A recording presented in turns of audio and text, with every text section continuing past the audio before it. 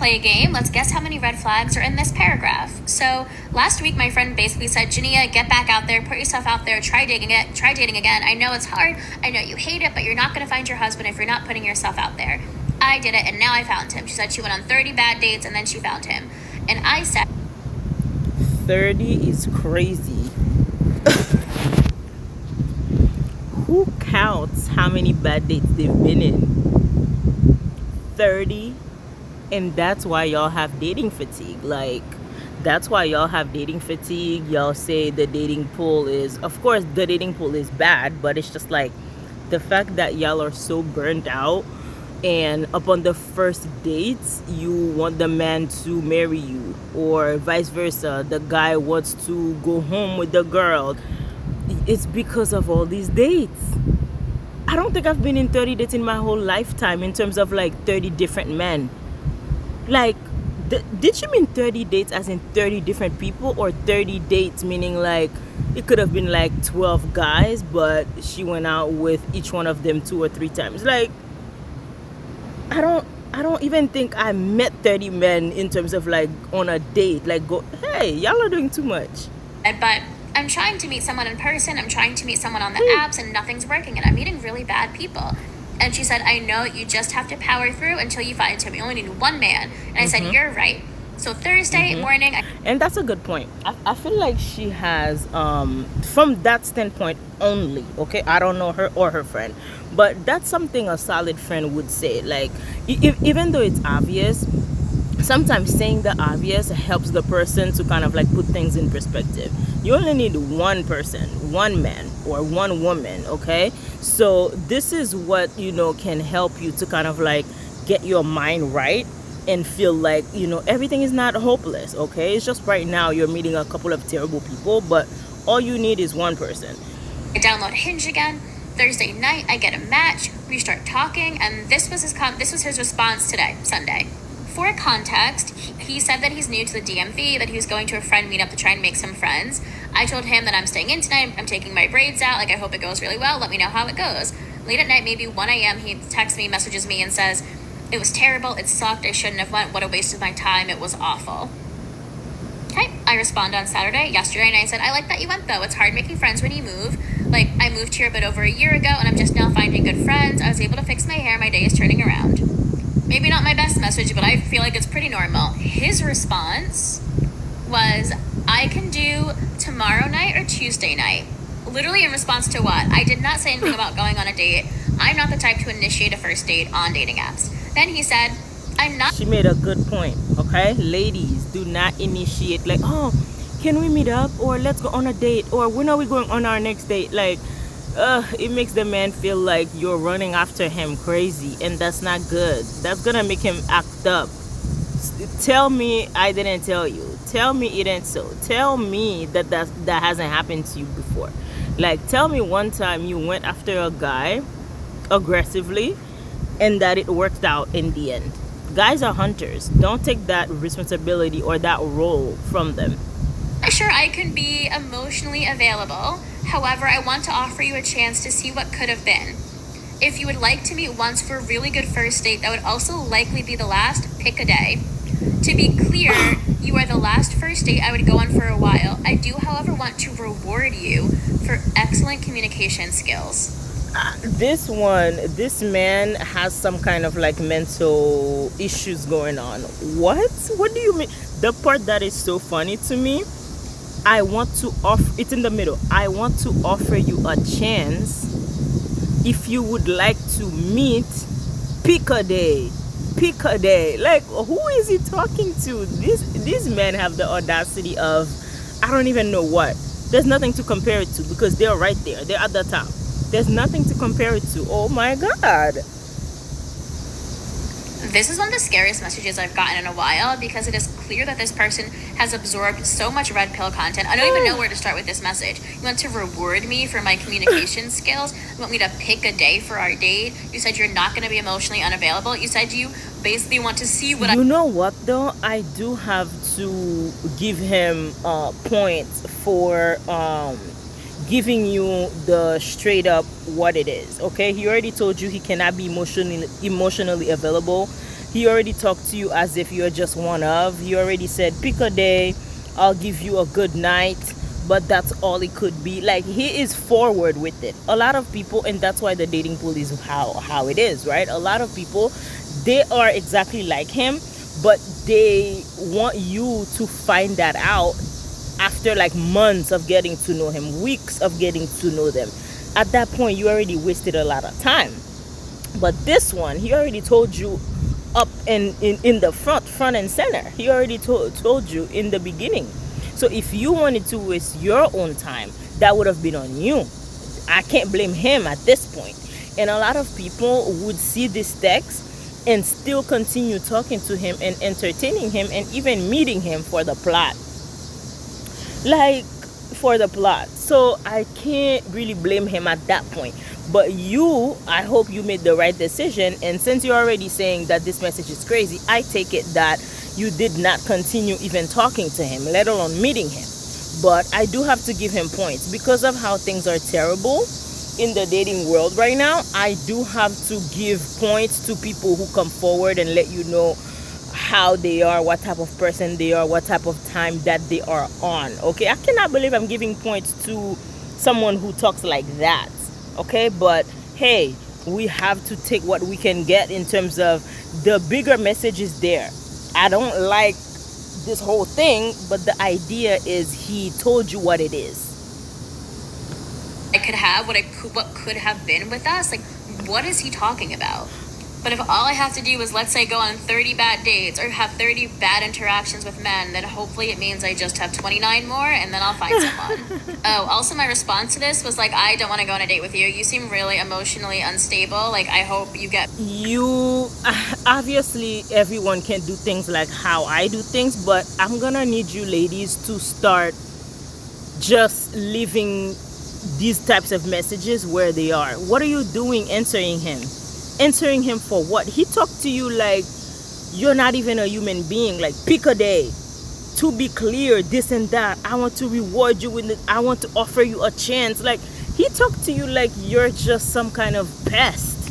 What are you doing answering him? At that point, if you didn't answer, it wouldn't be considered ghosting. Like, it would not be considered ghosting because the way he talked to you, I don't know. I don't know. Let me know in the comment if you would have replied to that. Better, but this is pretty insane. You seem like a narcissist. Then I took a screenshot to send to my best friend, and by the time I went back on Hinge, he'd already unmatched. But I'm sorry. You think after this message, I'm gonna be like, hell yeah. Let me know the place. Let me know. The fact that after you replied to him saying no, you don't want to go out, he unmatched you. It's pretty on brand with what his message said.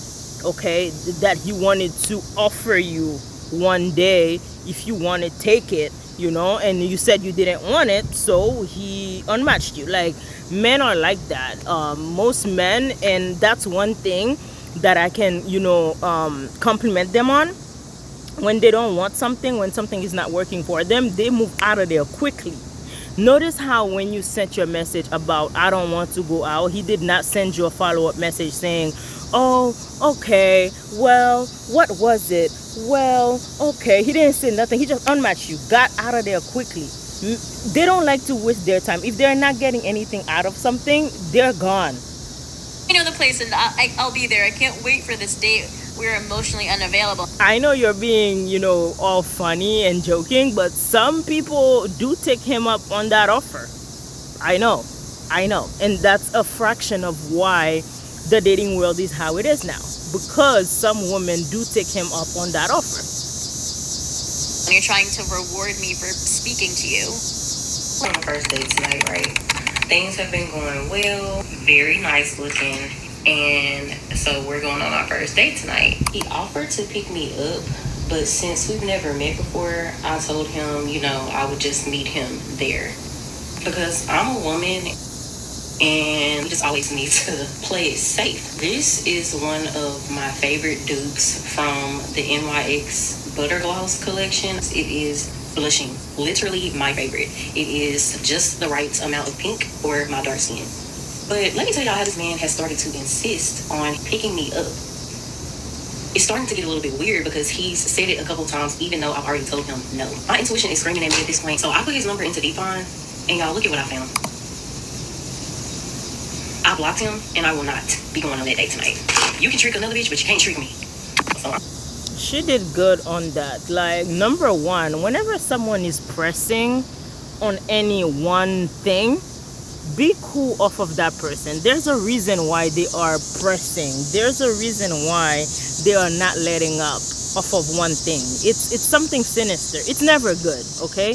As a woman, a man trying to press to come to your house or to come pick you up or asking you for your address, obviously it's a red flag. Unless you were born yesterday, you should know that. But if you don't know that, here I am telling you. If a man is so head on and pressed to know your address or asking you your address or trying to find different ways to know your address, like they make it sound good, like, oh, let me have your address so I could send you an Uber. Oh, let me have your address so I could send you some Uber Eats. No, just cash up you the money and you'll do it. Do not share your address with this man, okay? Number one. Number two, she did good by listening to her intuition. She went ahead and put and kind of like researched him, okay? She went ahead and put his name in a system that would tell her what this man is about. And when she did that, she got exactly what I knew she was gonna find. Okay, it's not a good person.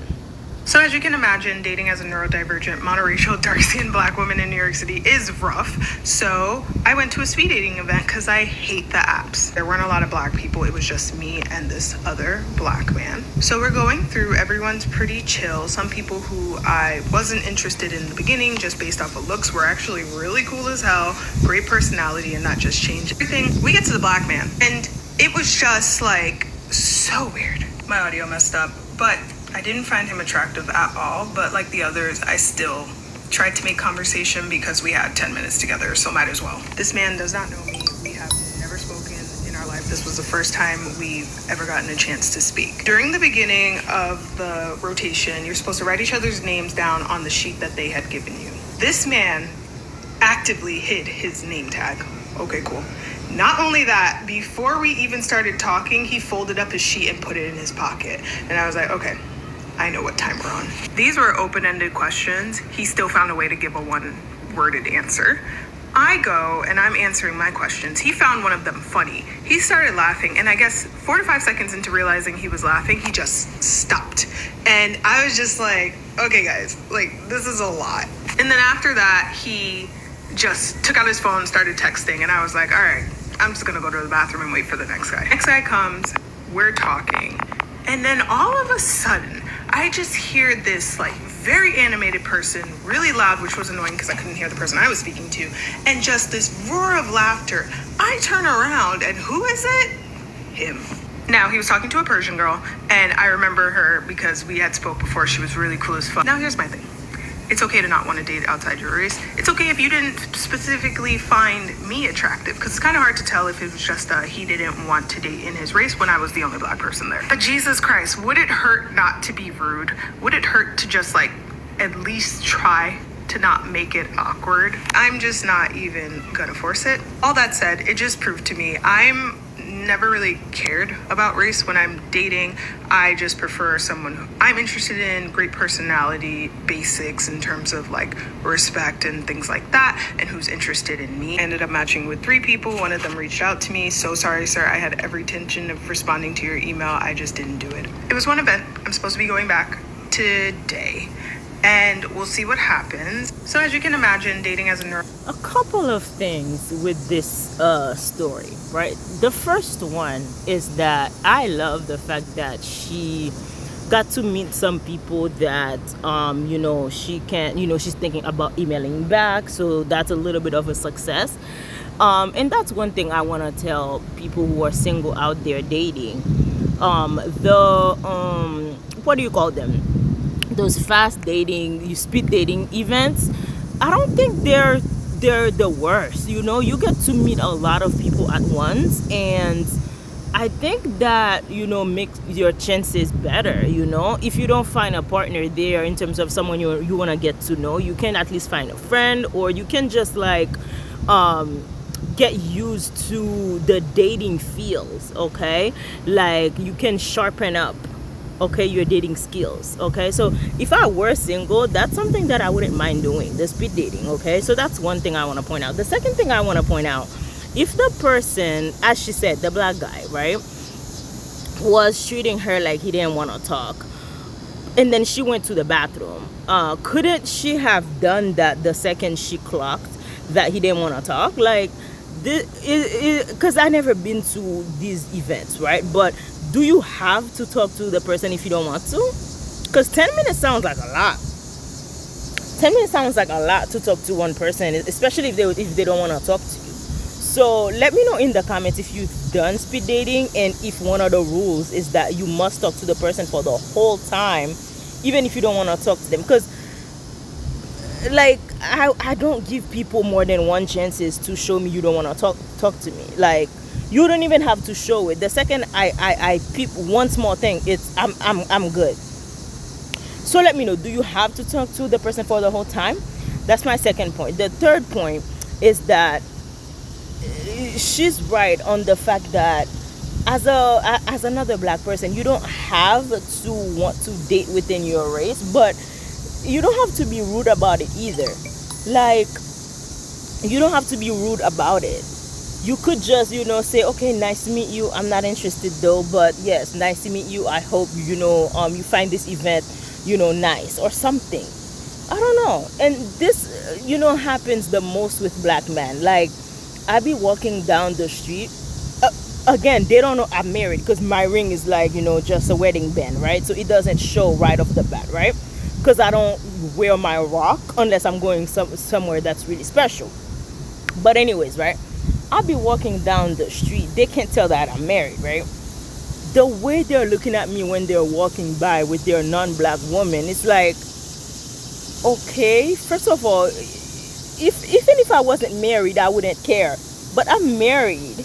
Like, no one cares that you're with someone who's not black. Like, does that give you some kind of like self-importance? No way. That's what gives you self-importance? That's hilarious. Okay, so yeah, be kind, you guys, especially black men who are dating outside of y'all's race. When you see a black woman, just be human. You don't gotta like us. You don't have to be romantic. Just be kind, as if you see another guy. I'd rather you treat us like you see another guy. Like, you just give the head nod, like just do that. Don't be rude, okay? Treat us like a guy. Thank you. Anyway, y'all, let me know what you think about any of these clips. Go ahead and put your comments below. I'm gonna check them out. Let's have a conversation. Like, comment, and subscribe, and I'll see you on the next video. Bye.